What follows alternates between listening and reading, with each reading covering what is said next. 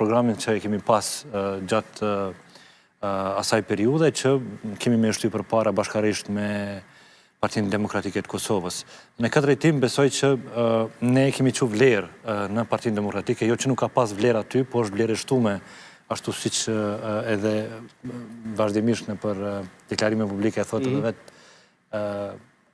Bedri Hamza, që është edhe i nominum për kryeministër, dhe në njëtën kohë kemi gjetë një bashkëpunim jashtëzakonisht frytshëm dhe një pranueshmëri le të themi të lehtë bashkëpunimi, sepse edhe në marrëveshjet cilën e kemi nënshkruar bashkarisht, nuk ka pas asnjë presje ndërhyrje nga Partia Demokratike, duke u zotuar edhe me nënshkrim që do t'i qëndrojë mrapa marrëveshjes së përbashkët. Ndërsa në anën tjetër, njëjtën gjë, duke pas parasysh që kemi ofru bashkëpunim me gjitha partitë parlamentare, duhet me theksu me respekt veçantë LDK-n dhe AK-n që kanë edhe kërku, edhe tregu gatishmëri për bashkëpunim, po për shumë arsye tjera, nuk kemi mujt me kalu në një bashkëpunim me këto dy subjekte që besoj në mas 28 dhjetorit do të bashkëpunojmë brenda në parlament. Ndërsa në anën tjetër, Lëvizja Vendosë i ka refuzu të gjitha kërkesat e që kishin të bënin pikërisht me të njëjta kauza për cilat ne kemi dalë. Keni pas ofertë edhe nga vetë vendosja, që t'i bashkoheni sërish. Kemi kërku, në formën e bashkëpunimit, kemi kërku që të heqin dorë nga Kodri Civil, nuk kanë pranuar me heqë dorë. Kemi kërku që të heqin dorë nga ligji për ndrimin e gjinis, nuk kanë pranuar me heqë dorë. Kemi kërku që në librat shkollor të hiqen të gjitha artikuj, kurikulat dhe tekstet ndryshme të cilat tek të cilat mësohen perverzitetet të ndryshme